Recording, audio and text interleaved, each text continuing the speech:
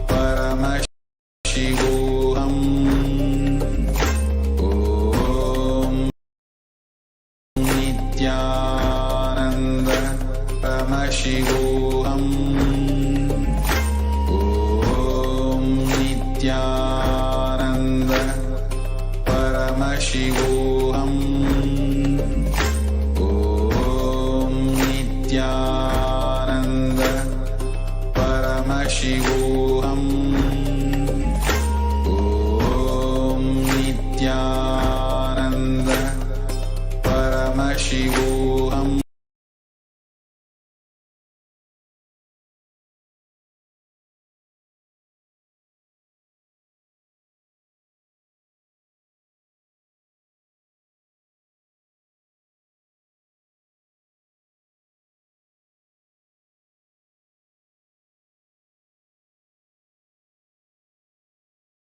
Shivoham. Om Nithyananda Paramashivoham.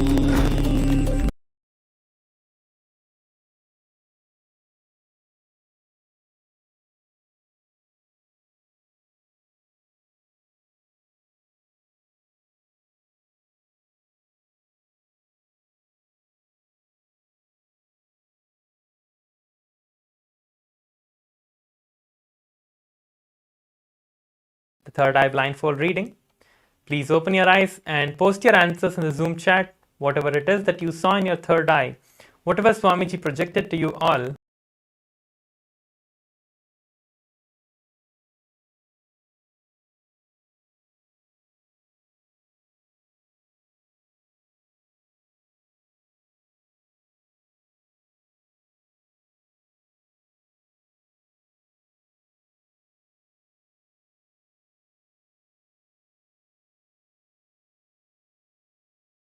Whatever it is that you saw in your third eye, please go ahead and share that.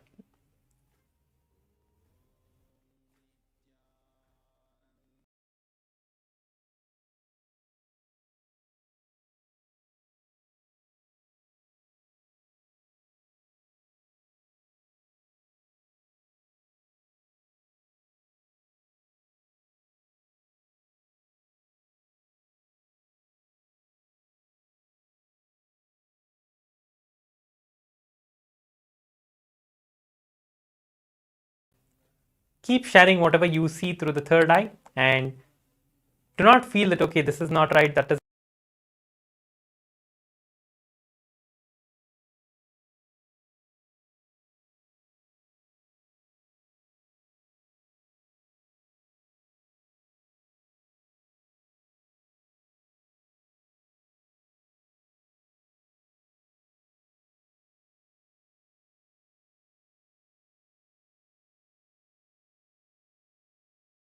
We'll be moving on to the next session shortly.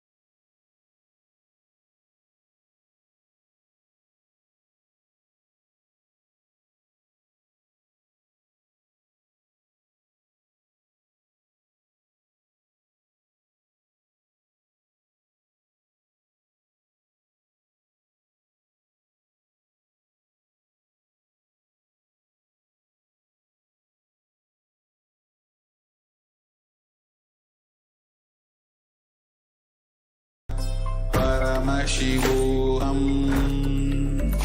Om Nithyananda Paramashivoham. Om Nithyananda Paramashivoham. Om Nithyananda Paramashivoham. Om Nithyananda.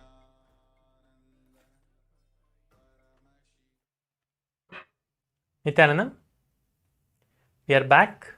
We are now entering into the first jnana session, which is the powerful cognition session for today's Paramashivoham Level 3 Season 3 program on the day 19. Let us enter into the jnana session. Today we are going to be learning about the Ahimsa Paramo Dharma, which is non-violence is the greatest truth, where nothing externally can violate us within. Swamiji always says that nothing externally can violate anyone. It is us letting that happen to ourselves and blaming everything around us because of this, because of this, because of this. Something has changed in my life, and having that violence towards life. So we are going to understand and learn how to manifest the liberation from this one powerless thought current that we have, and how we are going to manifest the powerfulness and the Paramashivatva inside us. Right? So now we are going to be entering into the jnana and listening to the beautiful revelations directly by Swamiji, the Supreme Pontiff of Hinduism himself, about the Ahimsa Paramo Dharma.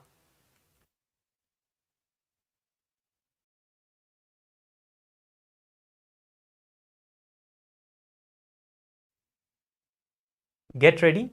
Sit with your head, neck and spine in a straight line. In the complete space of listening, in that space of Upanishad, where you are listening to the Guru and imbibing the truths that Swamiji is going to be revealing in the video that we are going to watch.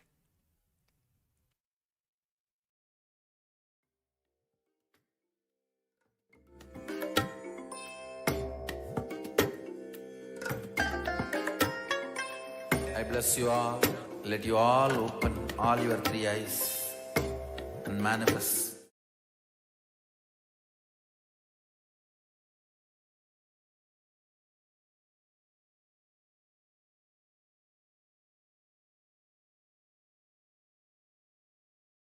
Understand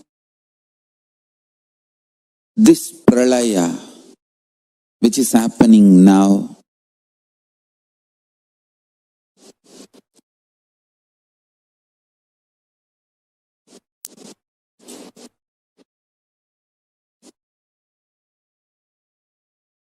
As some good news,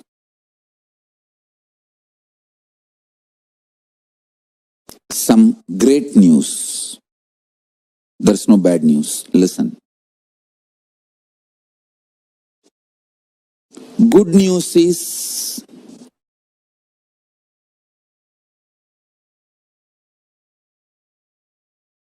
your mental setup,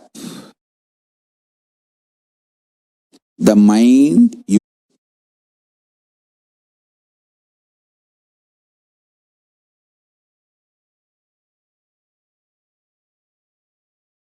is with the mixture of some delusional beliefs, false hopes, false security, blind spots, and some true, powerful, real cognitions.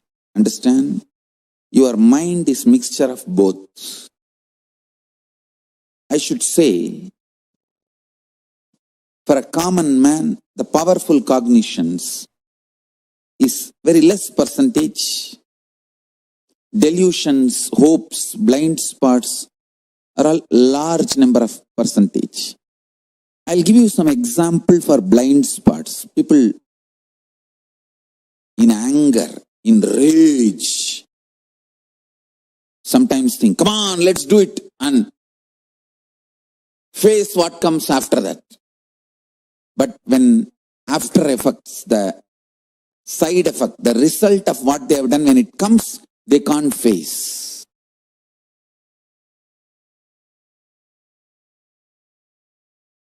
That is what I call blind spot based mental setup. Sometimes people make decisions arrogantly.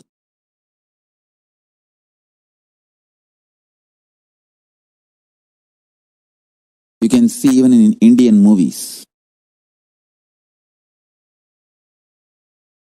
Constantly this Indian cinema is teaching violence as heroism. Oh God.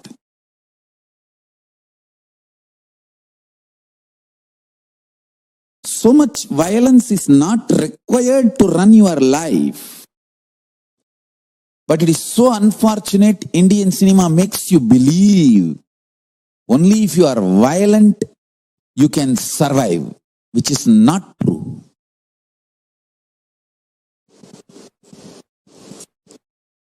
Raising the negativity, friction among the human beings and encashing the cheap emotions, triggering the cheap emotions and making money. Most cheapest business. I've always seen in this Indian cinemas, the hero will tell, come on, kill that fellow, come what may, we will face it later. Actually, after that, when he is arrested and put in jail, he will not be able to face it. This is exactly they are teaching the Indian youth. Indian youth also behaves the same way. Come on, let's do it and face what comes after that. But after that, when it comes, they will not be able to face. The blind spot based thinking.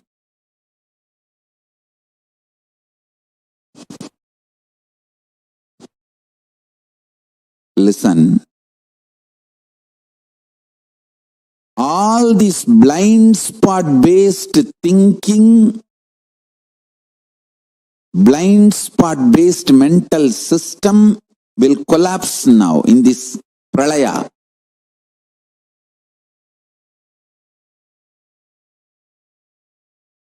Actually, non-violence is the real heroism. We should teach our next generation how to take the non-violence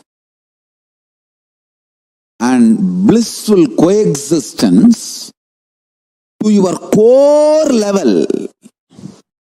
All this violence-centric heroism and violence-centric hero worship stories, everything should be moved away from the next generation. Violence should not be taught as heroism. Making yourself rich, happy, blissful through happy coexistence. That should be the lifestyle, and that is only going to be the future. Youth is not going to believe anymore this violence instigating ideologies.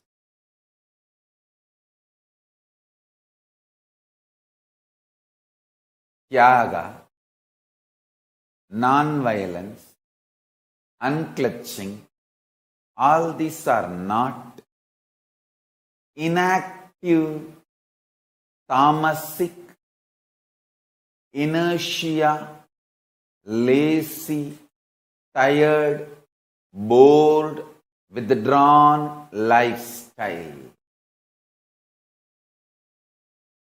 Non-violence means not only you will be non-violent, ahimsa, established in ahimsa, you will actively practice ahimsa and enrich everyone to live ahimsa.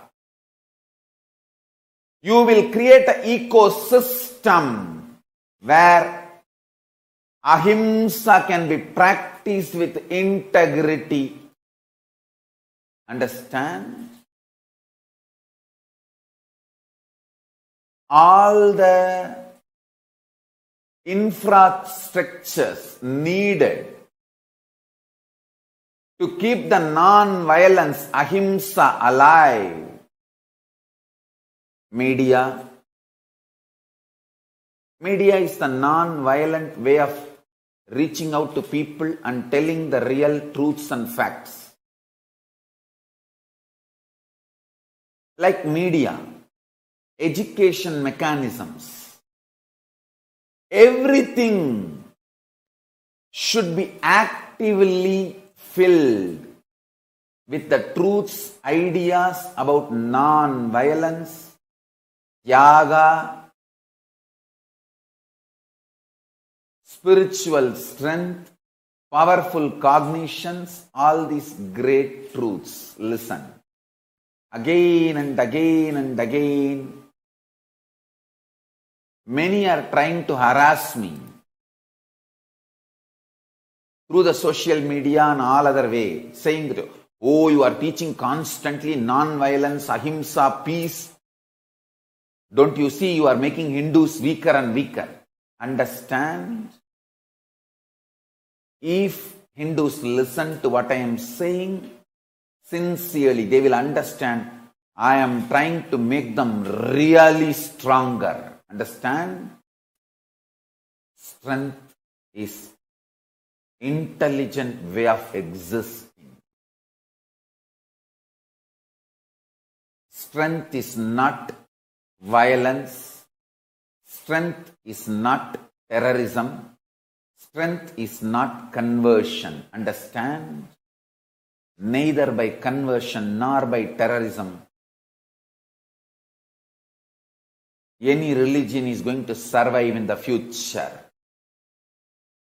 Future of the religions is not going to be decided by their capacity of conversion or terrorism. No, that period is over. The next generation is not interested in conversion or terrorism. It is interested in living the life and life positive.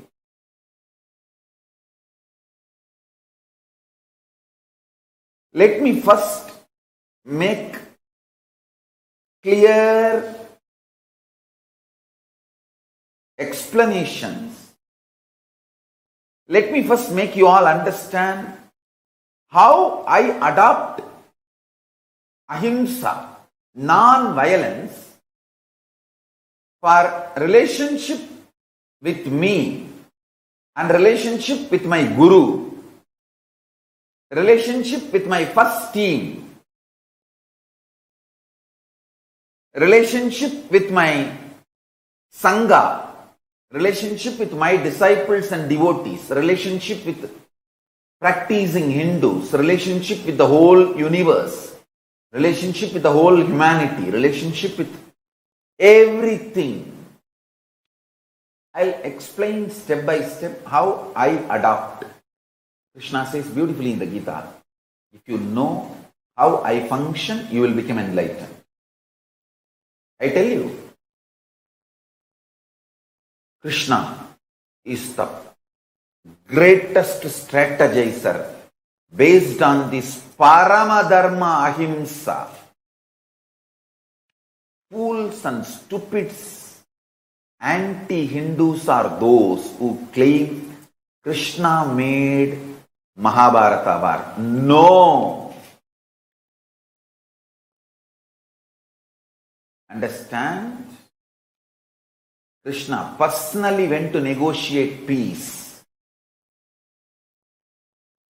And he was abused. And Krishna knows he will be abused. He may be abused when he goes for negotiating peace. But still, he took the risk. Not only abused, there was a murder attempt on Krishna. There was a murder attempt.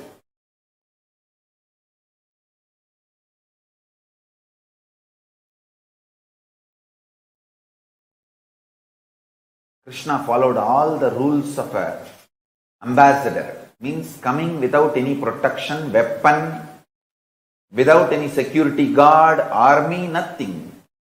Just Nirayudabani, he came. And these bloody Gaurava fellows and Duryodhana, due to his extreme delusion, he orders Krishna's arrest. And then the whole earth shakes.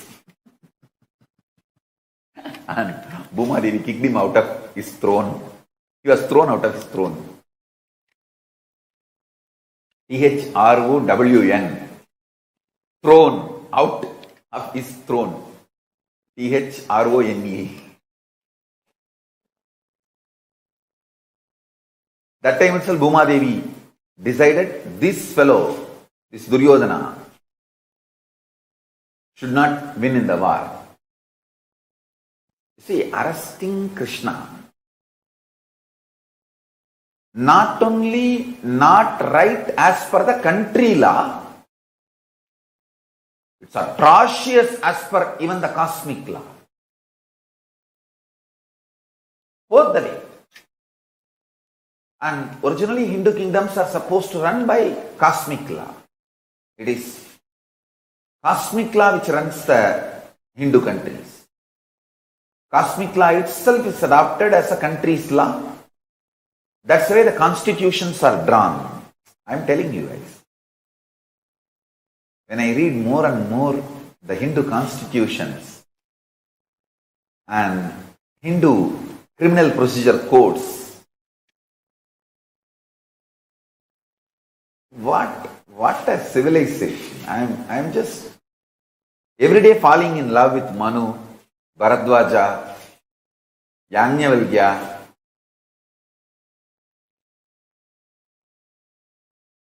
Core of me are Krishna. Our core which does the strategy.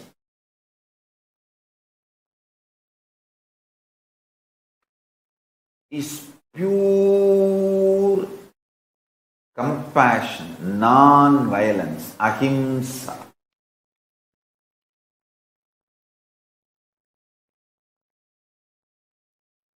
Janma karma chame divyam evam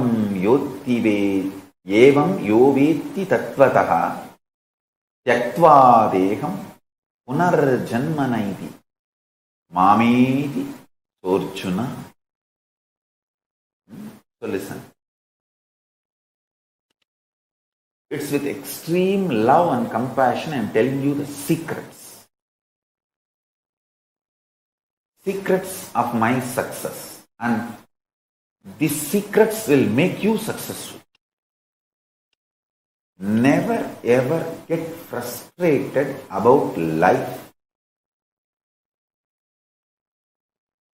Never ever get angry about life. Never ever get violent about life.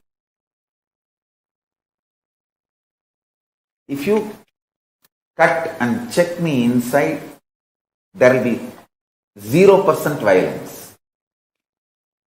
Not even 1 iota of violence. That is the secret of my success. Now you should listen. All my kids, listen. I am sitting with you with my one hand on your shoulder and telling Kana, இது பரம ரகசியமடா, நல்லா கேட்டுக்கோ. The material, the metal, core stuff, out of which you are made, I am made, this universe is made, Paramashiva is made, that material is same. And the great news is, this material knows that we are all same. It is not that you need to build this enlightenment step by step. No. The material, which is you, your body, your mind, your core cognition, your individual identity, and what you call as your body, your mind, your privacy, your secrecy, your all the things. Whatever you call as you, closer to you. My mother, my father, my daughter, my sister, my son, my husband, my whatever, my friend, my beloved, my soulmate, or me. All this is made of certain stuff. That stuff and the Paramashiva, the stuff out of which Paramashiva is made, and the stuff out of which I am made, all of us are made. That stuff, that material is same.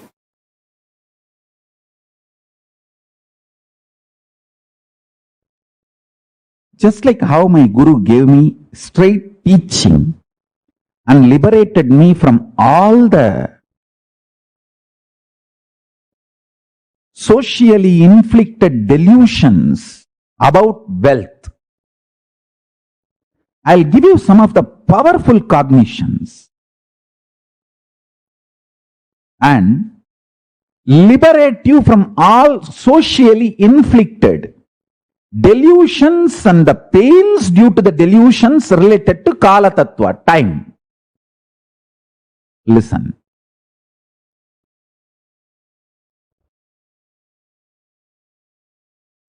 Even death is okay, but don't ever become violent. Non-violence is the best strategy even in the face of the death, because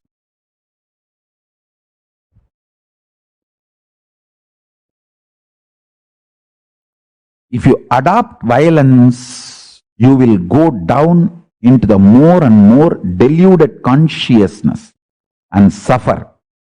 If you adopt non-violence, even if you die, you will raise into higher and higher consciousness. You can manipulate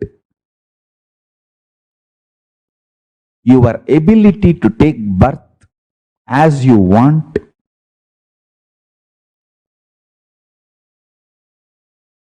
Your ability to enjoy life as you want by the pure observance and cognizing Ahimsa Paramo Dharmaha. When you cognize non-violence is the ultimate dharma,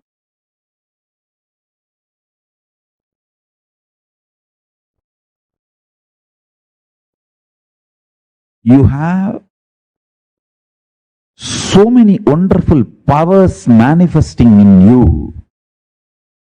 You will master the higher states of existence, higher space of existence, because non-violence will bring tremendous strength and fearlessness.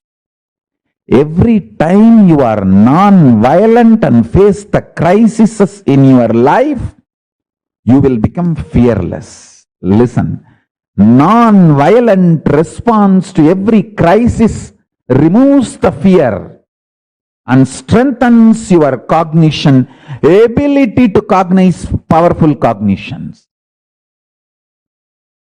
Now, just now, sit and listen and pen down this statement once more. Non-violent way of responding to every crisis in your life removes all fears from you and strengthens your powerful cognitions and your ability to cognize powerful cognitions and manifest them as reality.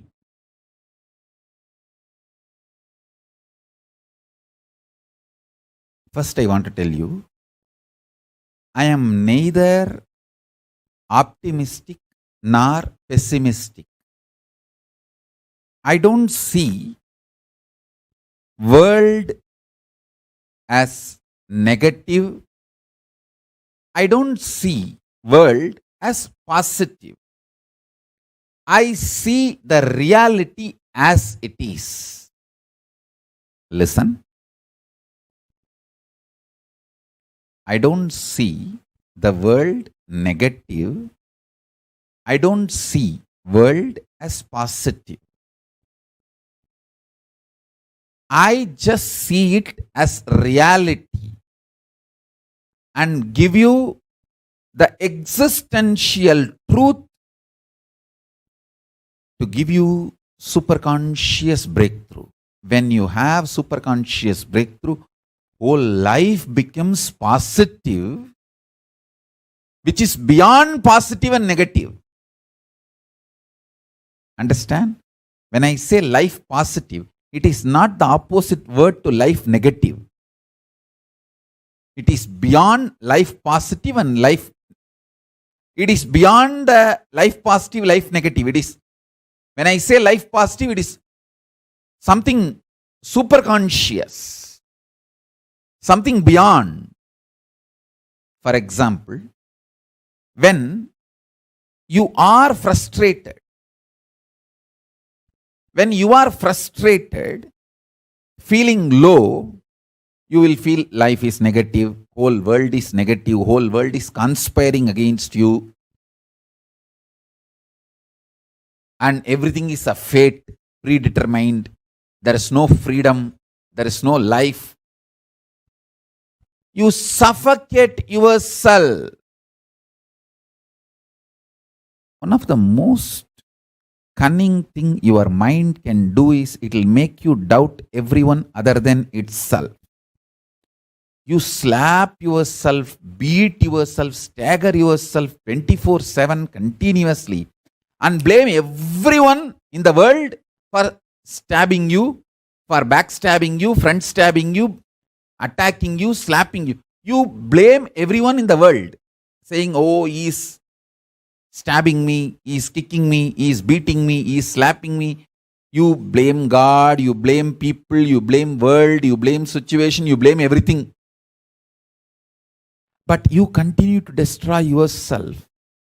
You don't want to wake up to the reality you are doing it. So you just blame the whole world. When you feel life is negative, this is the way you perceive, you function. When you feel life is positive, you are excited, inspired, joyful, energetic.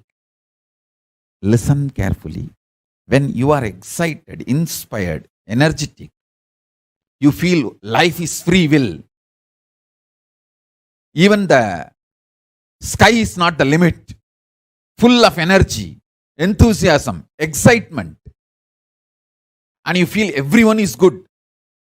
You do all good to you and also praise everyone is doing good to you. Understand, I neither look at the world life negative nor look at the world life positive. I look at the world as straight reality. When you see the reality as it is, the love floods from your consciousness. I tell you, the love flooding from your consciousness is power. Love never makes you weak. If you are feeling Love makes you vulnerable and weak. You are fool. Love makes you powerful, life positive. If you are feeling love makes you vulnerable, because of your love, others are taking advantage of you. You are becoming demon. You are falling in the trap of demons. I tell you, love does not make you life negative, life positive. It makes you living life powerful. The love I am talking is a power. Love makes you life powerful. I see the reality and I can see how the love makes me powerful and makes everyone in the world powerful. This love is a love comes from your being when you see the reality as it is. Neither life positive nor life negative, just reality as it is. That love empowers you. Listen carefully. My love not only empowers me, it empowers every one of you who receive it.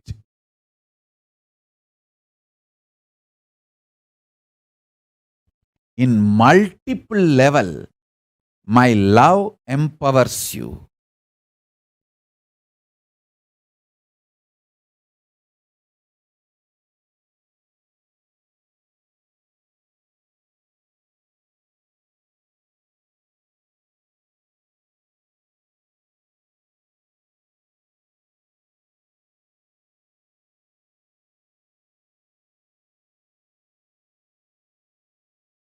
Understand this pralaya which is happening now.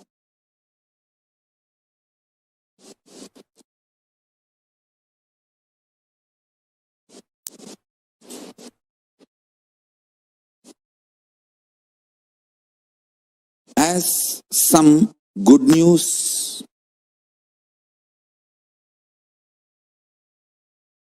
some great news. There's no bad news. Listen. Good news is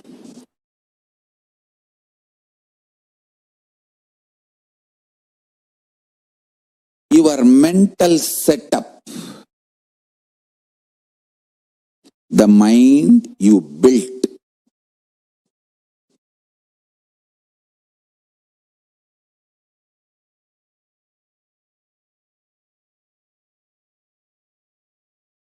is with the mixture of some delusional beliefs, false hopes, false security, blind spots, and some true, powerful, real cognitions. Understand? Your mind is mixture of both. I should say, for a common man, the powerful cognitions is very less percentage. Delusions, hopes, blind spots are all large number of percentage. I'll give you some example for blind spots. People in anger, in rage, sometimes think, come on, let's do it, and face what comes after that. But when after effects, the side effect, the result of what they have done, when it comes, they can't face.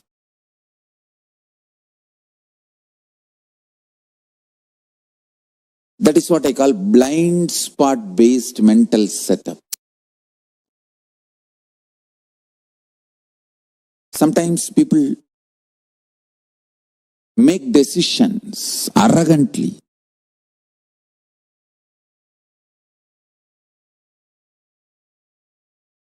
You can see even in Indian movies. constantly this Indian cinema is teaching violence as heroism. Oh God.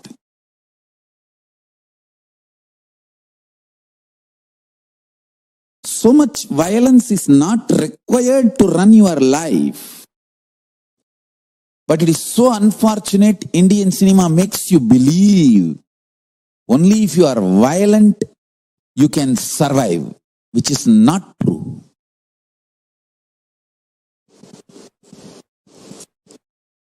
Raising the negativity, friction among the human beings and encashing the cheap emotions, triggering the cheap emotions and making money. Most cheapest business. I've always seen in this Indian cinemas, the hero will tell, come on, kill that fellow, come what may, we will face it later. Actually, after that, when he is arrested and put in jail, he will not be able to face it. This is exactly they are teaching the Indian youth. Indian youth also behaves the same way. Come on, let's do it and face what comes after that. But after that, when it comes, they will not be able to face. The blind spot based thinking.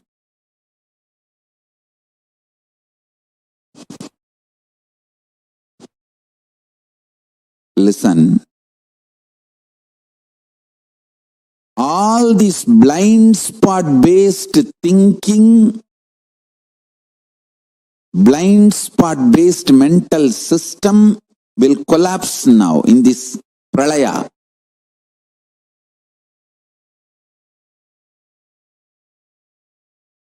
Actually, non-violence is the real heroism. We should teach our next generation how to take the non-violence and blissful coexistence to your core level. All this violence-centric heroism and violence-centric hero worship stories, everything should be moved away from the next generation. Violence should not be taught as heroism.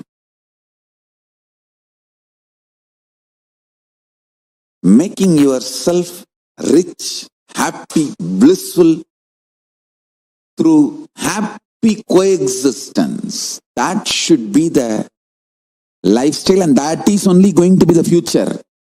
Youth is not going to believe anymore this violence instigating ideologies.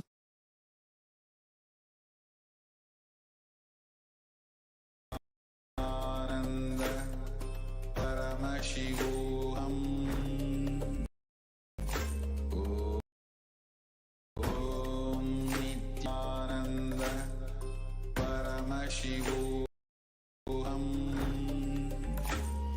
Om Nithyananda Paramashivoham. Om Nithyananda Paramashivoham. Om Nithyananda. We have witnessed the wonderful, the jnana, which Bhagavan Paramashivam himself, Swamiji himself has given, which is Ahimsa Paramo Dharma. The non-violent is the ultimate cosmic law. So we have understood the very core principle of the non-violence. The Supreme Pontiff of Hinduism said, non-violence is just in non-violent space and practicing ahimsa. It is not just ends there. You are not in like kind of established in ahimsa. It is not just ending there. You actively practicing ahimsa every time and enriching people to practice in ahimsa. That's the non-violent, the actual meaning of non-violent. See, we all should understand that the 99.99999% of us understand that I would say, like, it is the same as the universe, or same as the person you are seeing in front of you. But one more thing, the beauty is that 99.999% also knows that it is same as the person which is in opposite to you.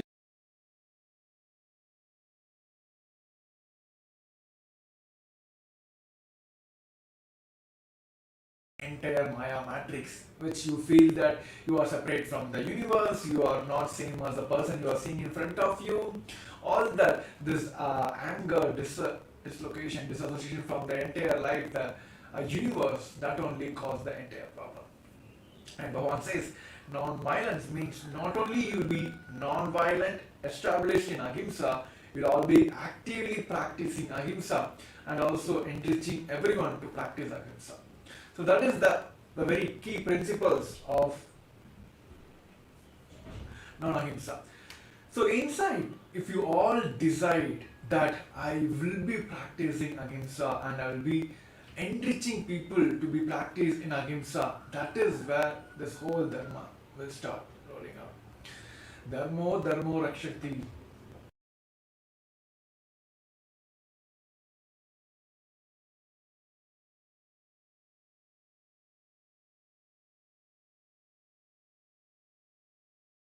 Establish ahimsa, to establish dharma, he have connected everything. So the very core principle here today we all wanted to experience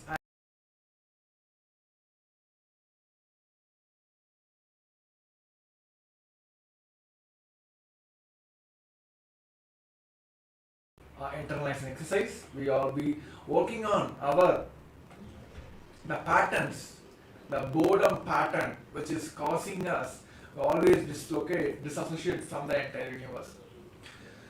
So just we're going to enter into a internalizing exercise.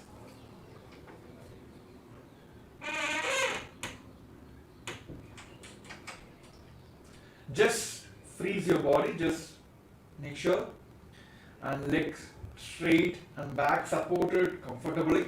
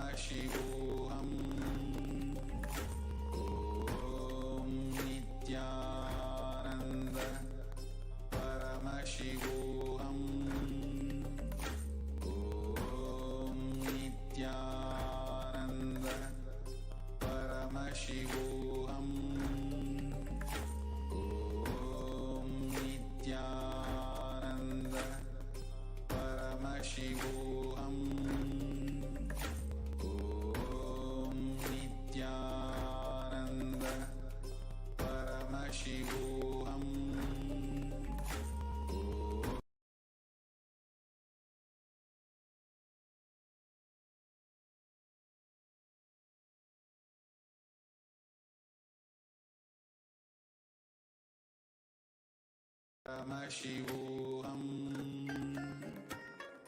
Om Nithyananda. Paramashivoham.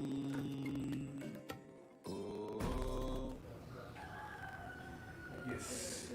Now, all of us will be entering into the intermittent exercise.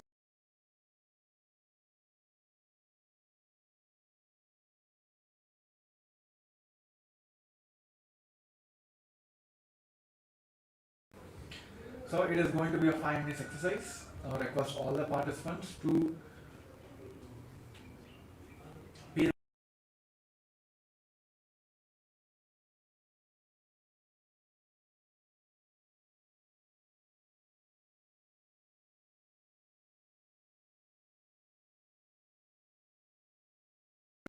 comfortable. Just sit in a relaxed position and make sure you're not moving here and there. In the complete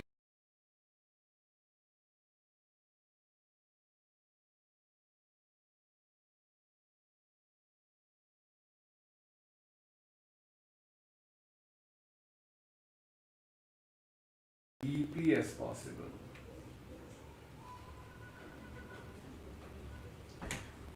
I request everyone to close your eyes.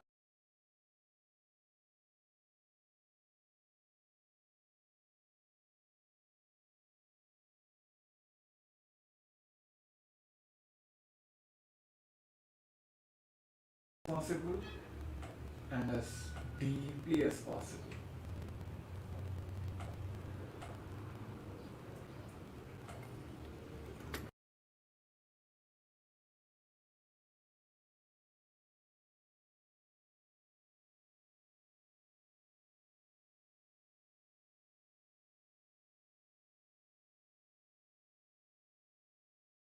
Om Nithyananda. Paramashivoham. Om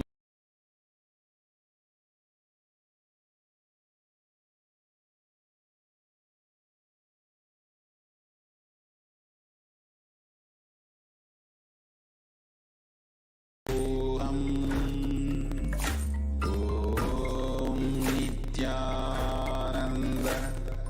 Paramashivoham.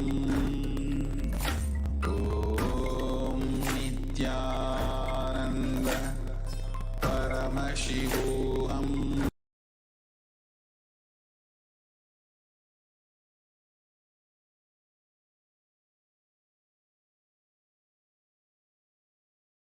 Om Nithyananda. Paramashivoham.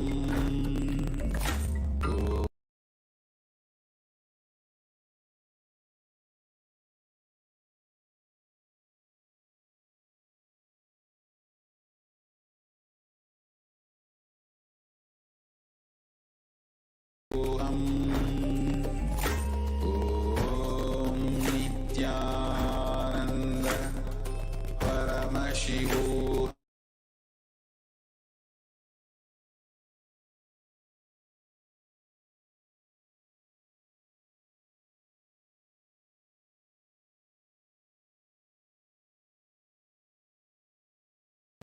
Happening inside you. Unclutch from the boredom.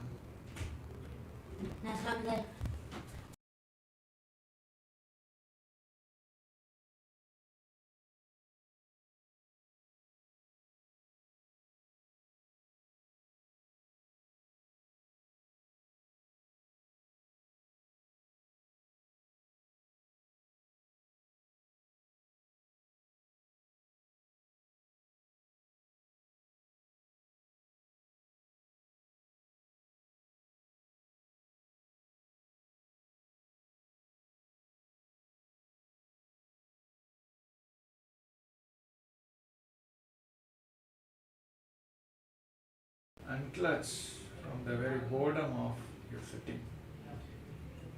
Just unclutch from the boredom.